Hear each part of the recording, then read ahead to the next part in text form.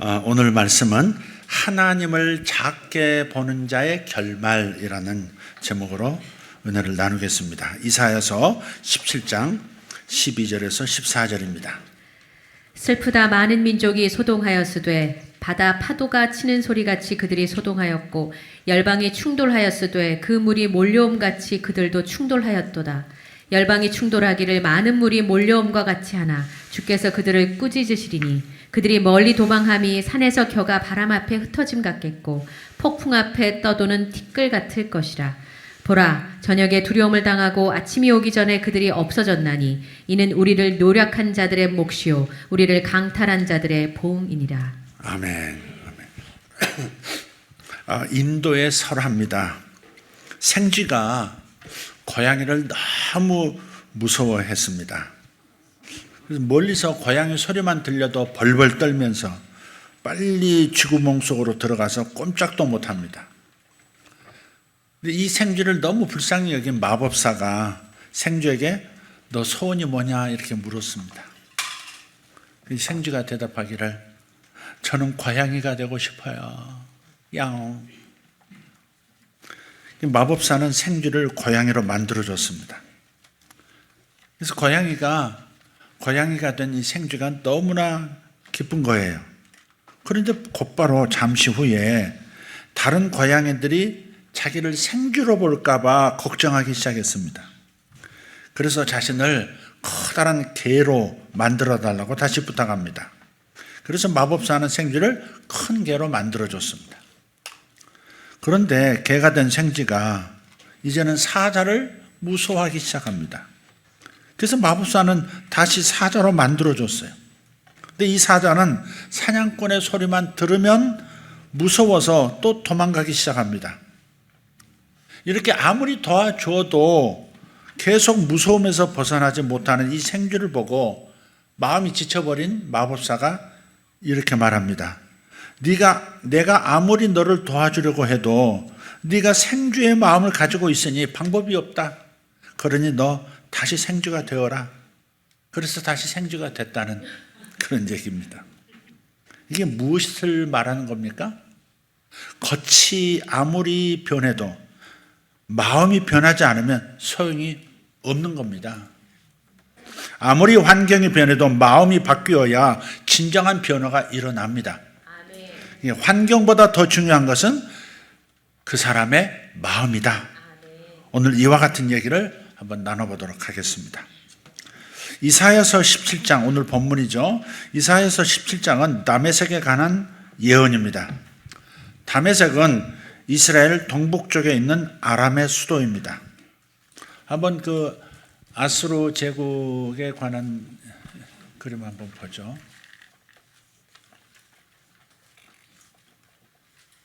내가 안 가져왔구나. 여기를 보시면 지금 노란 색으로 덮여 있는 곳이 아수르 제국이 차지한 땅들입니다. 심지어 아수르 제국은 저 동북 쪽에서부터 이 정복 전쟁을 시작해서 이스라엘과 유다 땅을 차지하고 그리고 애굽까지도 정복했습니다. 이게 고대 아수르 제국의 영토입니다. 그 전번 최초의 제국은 이집트 제국, 애굽 제국이라고 하겠죠. 두 번째가 아수르 제국입니다. 세 번째 넘어갈 때 이제 바벨론 제국이 되고 그다음 헬라 제국으로 넘어가고 로마 제국이 되죠. 근데 여기 보시면 여기 좀 잘 아실 겁니다. 저 니누에라고 하는 거 글씨 보이시는지 모르겠습니다. 니누에. 요나서에 등장하는 요나서의 배경이 되는 그 아수르의 니누에, 수도 니누에입니다. 요리 내려오면 여기 다메섹이라고 되어 있습니다. 글씨가 잘 안 보이실 텐데 이 다메섹을 포함한 이 지역이 아람 나라입니다. 아람. 그리고 아람 밑으로 요 북이스라엘이 있고요. 북이스라엘 수도는 사마리아입니다. 나라가 분열됐죠. 그래서 남유다, 북이스라엘인데 이 남유다의 수도가 예루살렘이고요. 그런 다음에 요리 내려오면 이제 애굽 땅이 되는 겁니다. 그래서 이렇게 머리에 그려 놓으시고 지도 다시 하나 또 보여주시면 다른 지도 이게 이제 오늘 17장 이사야 17장의 배경이 되는 그때 당시의 지도입니다. 저 위에 아람의 다메섹 보이죠? 아람의 다메섹. 그 북쪽 나라가 둘로 쪼개졌어요. 남과 북으로. 북을 이스라엘이라 불렀고 남쪽은 유다라 부르죠. 이쪽은 블레셋 사람들이 지금 그 가자 지역에 있는 그 팔레스타인이라고 하는 그 단의 근원이 블레셋입니다. 이쪽이 있고요. 그래서 여기가 이제 예루살렘, 북쪽이 이제 안 나왔나요? 이쪽이 이제 북이스라엘의 수도 사마리아가 있습니다. 뭐 이런 정도 여러분 머리에 두시고 오늘 말씀을 같이 들으시면 되겠습니다. 그래서 다메섹은 이스라엘 동북 쪽에 있는 아람 나라의 수도입니다. 사도행전 9장에 가서 보면요, 사울이 예수 믿는 자들을 잡아 죽이려고 다메섹으로 가던 도중에 마을 위에서 예수님을 만납니다. 지금은 이 다메섹을 다마스쿠스라고 하죠. 다마스쿠스라고 불러요. 지금은 시리아의 수도입니다. 다마스커스. 네. 이사야는 지금 이 다메섹이 어떻게 될 것이라고 예언하고 있는 것입니까? 17장 1절을 보시면, 오늘 본문은 아닙니다만은 1절을 보시면 이렇습니다. 다메섹에 관한 경고라. 보라, 다메섹이 장차 성읍을 이루지 못하고 무너진 무더기가 될 것이라. 화려했던 다메섹이 성읍을 이루지 못하고 무너진 무더기, 폐허가 될 것이라는 말입니다. 그리고 그 정도가 얼마나 심한지를 2절에서 설명합니다. 아로엘의 성읍들이 버림을 당하리니 양무리를 치는 곳이 되어 양이 눕되 놀라게 할 자가 없을 것이며. 양무리를 치는 곳이 되어버릴 것이고, 근데 그 양들이 눕되 놀라게 할 자가 없다. 무슨 말이냐? 양들은 아주 예민해서요, 바스락거리는 소리만 나도 곧바로 후다닥 일어납니다. 그게 양입니다. 겁이 많아요. 그런데 양이 누웠는데 그 누워있는 양들을 놀라게 할 사람이 없다는, 그러니까 사람이 없는 황폐한 도시가 될 것이다 라는 예언입니다. 다메섹에 대한 이야기는 이것으로 끝나고요, 이어서 북이스라엘에 대한 예언이 나옵니다. 3절입니다. 에브라임의 요새와 다메섹 나라와 아람의 남은 자가 멸절하여 이스라엘 자손의 영광같이 되리라. 만군의 여호와의 말씀이니라. 여기서 이 구절에서 에브라임이라고 하는 새로운 지명이 나옵니다. 근데 에브라임은 북이스라엘의 별명입니다. 왜 북이스라엘의 별명이 에브라임이 됐냐면, 북이스라엘에서 가장 강한 지파, 수도 많고 땅도 넓고 경제적으로 풍성한 지파가 에브라임 지파이기 때문에 북이스라엘을 에브라임이라고도 불러요. 그래서 여러분 성경 읽다 보면 에브라임이라고 됐다가 또 어떨 때는 북이스라엘이라고 했다가 왔다 갔다 해요. 같은 이름이다, 같은 나라를 말한다, 그렇게 생각하시면 되겠습니다. 여기서 질문입니다. 왜 다메섹에 대해서 말하다가 갑자기 북이스라엘을 왜 말하고 있는가 하는 것입니다. 이사야 7장을 보면 아람하고, 지도 그리면서 생각해 보세요. 아람하고 북이스라엘이 동맹해서 남쪽에 있는 유다를 침공합니다. 이처럼 두 나라가 정치적으로 동맹을 맺었으니까 두 나라를 함께 묶어서 예언하는 것입니다. 그래서 아까 3절에서 에브라임 그리고 아람, 이 둘 다를 함께 한 절에서 예언하는 거예요. 그러니까 17장은 다메섹, 즉 아람에 대한 예언임과 동시에 다메섹과 동맹했던, 아람과 동맹했던 북이스라엘에 대한 예언이기도 합니다. 자, 그렇다면 왜 북이스라엘은 아람하고 동맹을 맺었을까요? 원래 아람하고 북이스라엘은 원수지간, 견혼지간이에요. 절대 물과 기름처럼 합할 수 없는 그런 관계였습니다. 그런데 이 북이스라엘과 아람보다 더 위에 있는 아수르가 너무 강하니까 혼자서는 싸울 수가 없어서 적이었던 아람과 손을 잡은 거예요. 한편으로는 아수르가 볼 때는, 저 위에 있는 아수르가 볼 때는 바로 밑에 있는 아람이 북이스라엘하고 동맹을 맺었기 때문에 이제는 북이스라엘도 그냥 둘 수가 없는 겁니다. 반드시 멸망시켜야 할 대상으로 북이스라엘도 타겟으로 만들어진 거예요. 고로 두 나라 아람과 북이스라엘은 오히려 승리를 위한 동지가 아니라 멸망의 동지가 될 것이다 라는 것이 바로 이사야의 예언입니다. 그래서 북이스라엘은 어떻게 되는 것인가? 4절 5절에 예언이 되어 있습니다. 그날에 야곱의 영광이 쇠하고 그의 살찐 몸이 파리하리니 마치 추수하는 자가 곡식을 거두어 가지고 그의 손으로 이삭을 벤 것 같고 르바임 골짜기에서 이삭을 주운 것 같으리라. 네, 이 구절을 그대로 고정시켜 놓고요. 이 야곱의 영광이 쇠, 야곱은 북이스라엘을 말합니다. 야곱의 영광이 쇠하고 약해진다. 살찐 몸이 파리해지고 바싹 말라버린다 이 말이죠.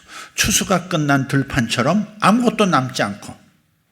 그러니까 이 예언은 아수르가 침공해서 그 모든 것들을 쓸어가 버릴 것이다 그런 뜻입니다.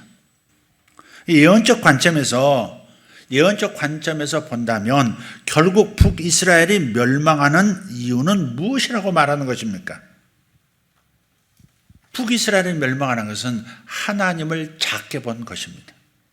하나님을 작게 보았기 때문이에요. 그런데 하나님께서 작은 분이세요? 아니라고 말해주세요. 아니죠. 하나님은 크신 분입니다. 어느 정도로 크세요? 천지를 창조하시고 나라들을 세우시는 분이시고 이 세상 역사를 다스리시는 분입니다. 그렇기 때문에 하나님보다 큰 것은 없어요. 태산이 높다 하지만 하늘 아래 메이로다 하는 말이 있듯이 아무리 큰 산이라 할지라도요, 우리 하나님은 우주보다 크신 분이십니다. 그런데 그런 하나님이 나와 함께 하신다고 말씀하고 계세요. 나와 함께 하시는 임마누엘의 하나님을 정말 믿는다면 그 하나님을 우리가 바라보고 하나님을 생각하고 하나님을 내 마음에 채우게 되면 세상의 모든 문제는 티끌처럼 작아 보이는 것입니다. 무한하게 큰 분과 비교하면 어떤 문제도 티끌같이 작아져요. 그래서 한 가지 공식처럼 우리 모두가 머리에 담아두어야 할 것이 이것입니다. 하나님을 크게 보면 세상은 작게 보이고 하나님을 작게 보면 세상은 태산처럼 크게 보인다.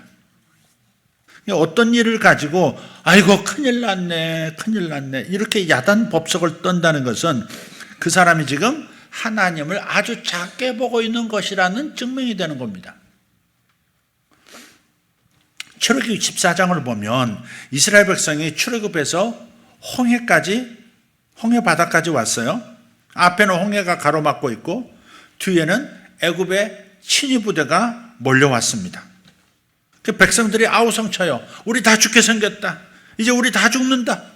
그때 모세가 일어나서 선포합니다. 너희는 두려워하지 말고 가만히 서서 하나님의 구원을 보라. 놀라운 선포입니다. 어떻게 이것이 가능할까? 하나님을 모세는 크게 보았기 때문입니다.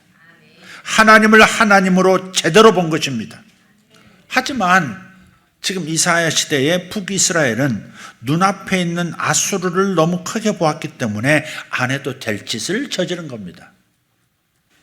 다메섹과 동맹을 맺어서 자기를 보호하려고 했는데 오히려 동맹을 했기 때문에 멸망한다는 것입니다.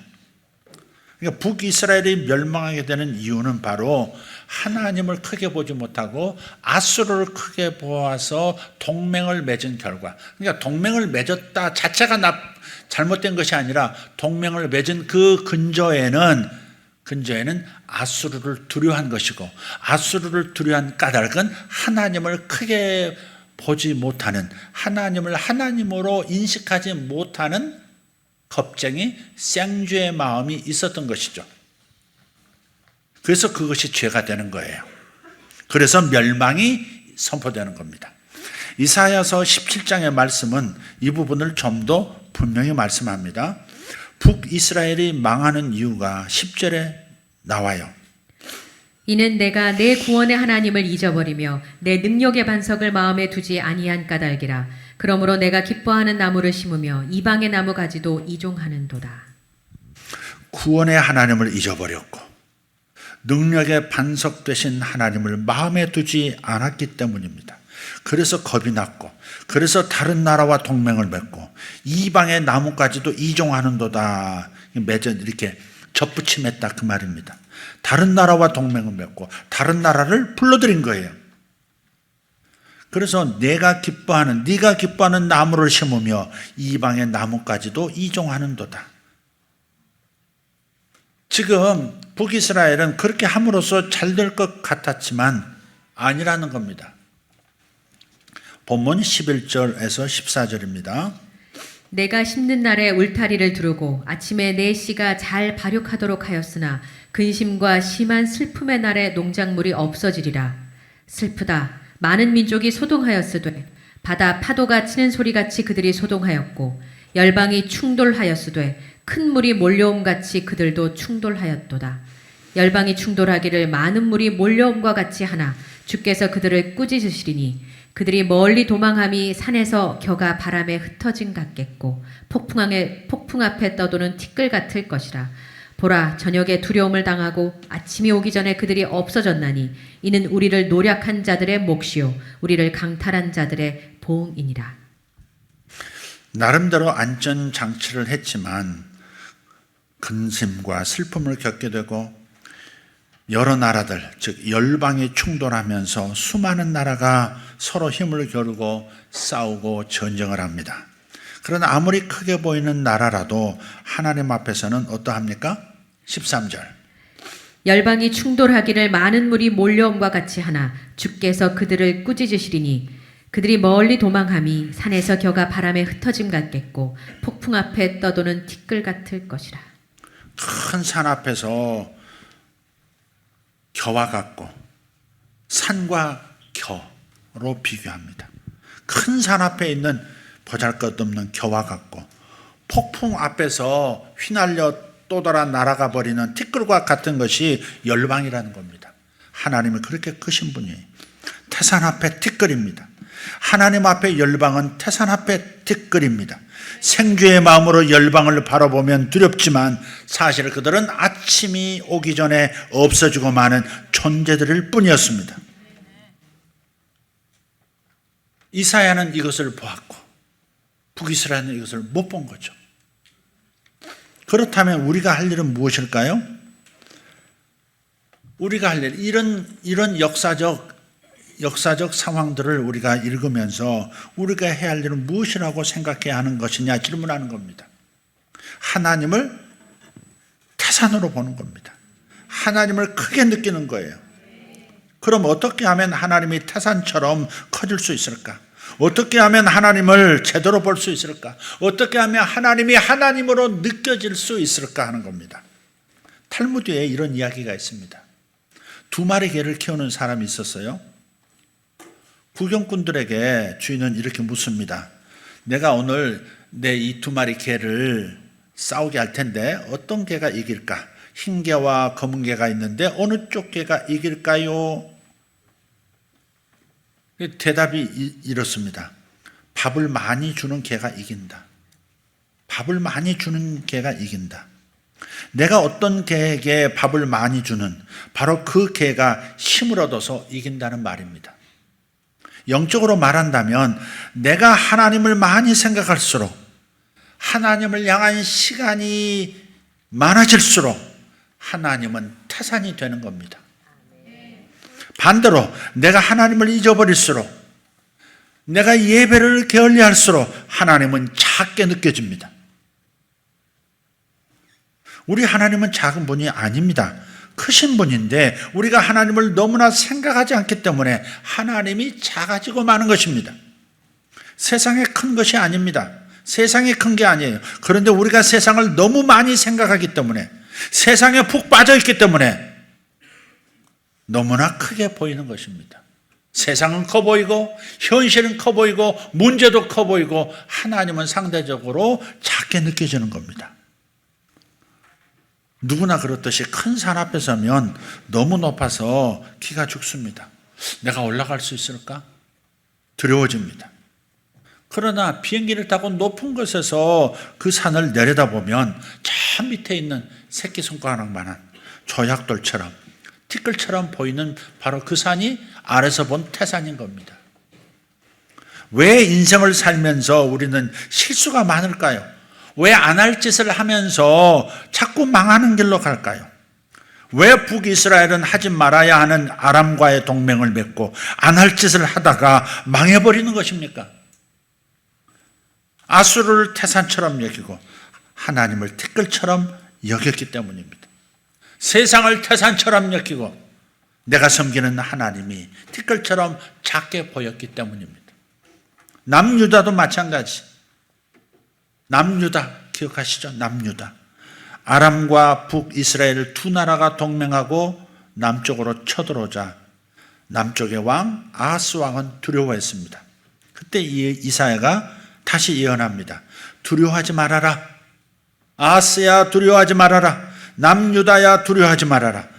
저들은 연기 나는 두 부직갱에 불과하다. 연기가 나오는 부직갱에 불과하다. 아궁에서 불을 지필 때, 불을 다듬을 때 사용하는 막대기. 막대기도 함께 타가지고 검게 그슬리죠. 보잘것없는 두 부직갱에 불과하다. 따라서 하나님을 믿고 가만히 있으면 되는데 그 부직갱이들이 너무 무서워서 그들을 물리쳐달라고 저 멀리 있는 아수르를 불러들입니다. 늑대를 피하려다 호랑이를 불러들인 꼴입니다. 그래서 이사야는 아하스에게 크게 책망을 해요. 너 왜 하나님을 없인 여기느냐? 왜 하나님을 멀리하고 아수르에게 마음을 빼앗기고 있느냐? 그렇게 책망해요. 이 모든 것이 아수르를 태산처럼 여기고 하나님을 티끌처럼 보았기 때문입니다. 그래서 망하는 겁니다. 역사의 이야기는 나의 이야기입니다. 우리의 이야기입니다. 세상을 태산처럼 보고 하나님을 작게, 티끌처럼 작게 느끼는 바로 그 이유가 바로 망하는 이유인 거예요. 그 결과 그들은 엄청난 고난을 당합니다. 이제 이 엄청난 고난 속에서 해야 할 일은 무엇이라고 말하는지 봅시다. 7절입니다. 그날에 사람이 자기를 지으신 이를 바라보겠으며 그의 눈이 이스라엘의 거룩하신 이를 뵙겠고. 이 말씀 안에 우리를 향하신 하나님의 목적이 있습니다. 하나님의 의도는 고난을 겪을 때, 내가 잘못 악수를 두어서 망하는 수가 생겼을 때, 현실이 무너져 내릴 때, 그 상황 속에서 하나님의 의도는 뭐냐? 우리가 우리를 지으신 하나님을 쳐다보도록 하시려는 겁니다. 그날이 뭐예요? 망하는 그날에, 어려워진 현실을 그날에 사람은 자기를 지으신 하나님을 바라보게 될 것이다. 그의 눈이 거룩하신 하나님을 배우게 될 것이다. 이것이 하나님의 의도입니다. 삶을 다스리시는, 그러나 그 삶의 골짜기 속에서 가지고 계신 하나님의 의도, 하나님의 뜻입니다. 그럼 지금까지 이스라엘 백성은 무엇을 했던 것일까요? 8절. 자기 손으로 만든 제단을 바라보지 아니하며 자기 손으로 지은 아세라나 태양상을 보지 아니할 것이며. 그동안은 자기가 만든 제단을 바라봤어요. 자기 손가락으로 지은 신을 바라보았다는 것입니다. 가짜신, 우상을 섬긴 겁니다. 우상이란 게 뭐죠? 우상이 뭡니까? 하나님이 아닌 것을 하나님보다 더 크게 보는 것, 그것이 바로 우상입니다. 우상이 뭐라고요? 하나님이 아닌 것을 하나님보다 더 크게 보는 것, 그게 바로 우상이에요. 아수르는 하나님보다 분명 크지 않았습니다. 그런데 하나님보다 크게 보았습니다. 그래서 우상인 겁니다. 옛날 사람들이 어리석어서 우상을 섬겼다고 생각하는 사람들이 많습니다. 그래서 우상이라고 하는 것은 요즘은 없다고 생각할 수 있어요. 그러나 아닙니다. 오늘 우리 속에도 우상이 많을 수 있습니다. 어떤 것이 우상입니까? 내가 가치 있게 여기는 것, 다 우상이 될 수 있습니다. 우상 후보생들입니다. 세상의 모든 것들이 다 우상 후보예요. 하나님을 최고라 여기면, 하나님을 가장 크게 생각하면 모든 것을 해도 좋습니다. 위험한 발언이라고 생각하지 마세요. 다시, 하나님을 최고라고 여기고 있으면, 그리고 하나님을 가장 크게 생각하는 사람이라면 모든 것을 해도 괜찮습니다. 그 다음에는 뭘 사랑하든 다 좋다는 말이에요. 근데 하나님보다 그것이 더 커지는 순간 무엇이든지 우상이 됩니다. 나의 모든 것, 자식도 우상이 될 수 있고 재물도 회사도 권력도 하나님보다 못한 것인데 하나님보다 커 보이면 커지면 내 마음에서 커지면 우상이 되는 겁니다. 하나님보다 더 소중하게 여기고 마음을 빼앗기면 그것이 나의 우상입니다. 자식 때문에 고통을 겪는 분들 한번 반추해 보세요. 생각해 보세요. 왜 이런 상황이 생겼지? 왜 이런 고난이 나를 덮쳤지? 왜 이것을 하나님 허용하셨지?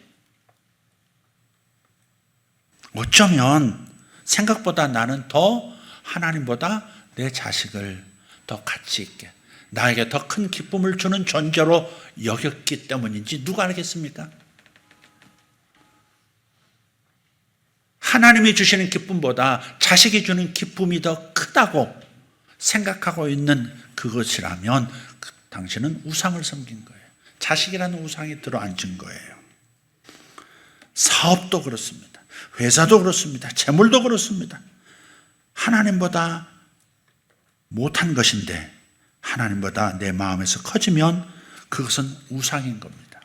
그러므로 모든 환난과 고난과 역경은 하나님을 쳐다보라는 사인입니다. 여러분의 닥친 고난은 여러분이 부딪혀 있는 그 큰 산 같은 문제는 바로 하나님을 쳐다보라는 하나님의 목소리예요. 하나님께 초점을 맞추라는 겁니다. 고난을 통해서 내가 믿었던 것을 제거하고 하나님을 바라보게 합니다. 종교개혁가 루터가 식사를 하고 있는데요. 기르던 개가 주인이 식탁에 앉아서 먹는 음식을 바라봅니다. 먹고 싶은 거죠. 먹고 싶어서 열심히 쳐다봐요. 음식이 움직이는 대로 눈이 따라갑니다. 여러분 반려견 키우는 분들 다 아실 거예요. 계속 따라갑니다. 여기서 침이 뚝뚝 떨어지면서 오직 음식만 보입니다. 그 개가 집중해서 그 음식을 바라보는 거예요. 루터가 그 침 흘리면서 계속 음식을 따라오는 개의 눈을 보면서 감탄을 합니다. 미가엘은 나를 좀 쳐다보시고, 네.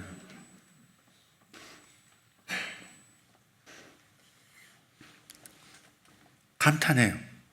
음식을 바라보는 개의 마음이 너무나 간절하게 마음에 부딪힌 겁니다. 나도 하나님을 이렇게 열심히 바라보면 얼마나 좋을까? 개는 음식 외에는 다른 생각이 없는데 나는 왜 하나님 앞에서 이렇게 잡념이 많은 것일까? 그래서 회개했다는 거예요. 개를 보고 회개했다는 거예요. 개를 보고. 왜 이렇게 나는 하나님을 바라보면서 하나님을 생각하면서 왜 이렇게 다른 생각으로 왔다 갔다 하지? 개도 안 그러는데 개도 끊임없이 줄기차게 음식이 다 접시에서 음식이 다 사라질 때까지 이렇게 하는데 나는 개보다 못하구나. 그런 생각에 회개했다는 거예요. 정말 영적 지도자 잡죠. 바로 그런 모습에서도 회개도 할 수 있으니까. 우리가 하나님을 쳐다보면 어떻게 될까요? 하나님을 크게 느낄수록 우리 마음에 만족감이 생겨납니다. 그렇죠? 하나님을 바라보면 처음에는 아무 느낌도 없고 집중도 잘 안 되지만 하나님을 의식하면서 하나님을 생각하고 하나님을 바라보는 그 시간을 이어가면 마음에 저 깊은 곳에서부터 만족감이 찾아들어요. 하나님으로만 우리 마음을 채울 수 있게 지어진 존재가 사람이거든요. 다른 어떤 것으로도 채울 수 없는 하나님만 채워질 수 있도록 만든 공간이 인간의 마음 안에 있거든요. 그래서 하나님을 바라보면 만족감이 들어와요. 이 만족감을 성경은 평강이라고 합니다. 그러니까 하나님을 크게 느낄수록 안심할 수 있고 평안할 수 있고 충만한 인생이 되는 것입니다. 이렇게 되면 세상 일들이 본래 자기의 크기로 줄어들기 시작하고 결국 티끌처럼 작아지는 것입니다. 티끌처럼 느껴지기 시작합니다. 이런 게 왜 내 마음을 괴롭혔지? 이까짓 게 어떻게 내 마음을 쥐고 흔들었지? 작아지기 시작하는 거예요. 그럴 때 비로소 거기에 대한 올바른 대처 방법도 나오는 겁니다. 올바른 판단, 올바른 선택할 수가 있게 되는 거죠. 하나님은 오늘 또 우리에게 질문하세요. 너는 무엇을 바라보고 있느냐? 세상을 바라보면서 두려워하고 있느냐? 나를 바라보면서 안심하고 있느냐? 내가 태산이다. 세상이 태산이냐? 내가 태산이냐? 너 혹시 세상 바라보느라고 나를 바라보지 못하고 있는 것은 아니냐? 우리는 이 질문에 대답해야 합니다. 항상 수시로 대답해야 합니다. 이 시대는 두려움에 가득한 시대이고 흔들리는 시대입니다. 왜냐? 세상을 태산처럼 바라보기 때문에 그렇습니다. 그러나 하나님을 바라보면 우리 마음이 하나님으로 충만해져서 세상을 넉넉히 이길 수 있는 줄 믿습니다. 할렐루야. 우리가 당면하고 있는 우리 개인이, 우리 교회가, 우리 나라, 우리 민족이 당면하고 있는 열방을 바라보고 있는 세상 사람들의 마음, 생주의 마음으로 살 것인가? 아니면 하나님을 바라봄으로써 평강과 충만한 마음 속에서 올바른 판단을 할 수 있을 것인가? 도전하고 있습니다. 두려움에 가득 찬 시대인 것은 분명합니다. 그래서 흔들리는 시대인 것은 분명합니다. 그러나 그것은 우리가 세상을 너무 크게 바라보고 있는 습관 때문에 그렇습니다. 하나님이 크신 분이시고 하나님이 일하고 계심을 바라본다면 우리는 절대 흔들리지 않을 것이고, 그리고 신뢰함 속에서 평강을 누리며 살아가게 될 것입니다. 우리 모두 그렇게 되기를 축복합니다. 기도하겠습니다. 전능하신 하나님, 하나님께서 태산이시면 세상은 먼지 티끌이 되고, 하나님께서 티끌이시면 세상은 태산이 되는 것을 오늘 깨닫습니다. 저희로 하여금 세상을 티끌처럼 작게 보게 해주시옵고, 하나님을 태산처럼 보게 하셔서 세상을 넉넉히 이기게 해주시옵소서. 작고 작은 이 티끌 세상을 태산으로 착각하고 놀라고 두려워하지 않게 해주시옵소서. 오히려 하나님을 바라보고 하나님을 더 의지하며 그 크신 하나님 안에서 안심하며 평강을 누릴 수 있게 해 주시옵소서. 그래서 이 세상의 문제들이 우리를 결코 흔들지 못하게 해 주시옵소서. 예수님의 이름으로 기도하옵나이다. 아멘.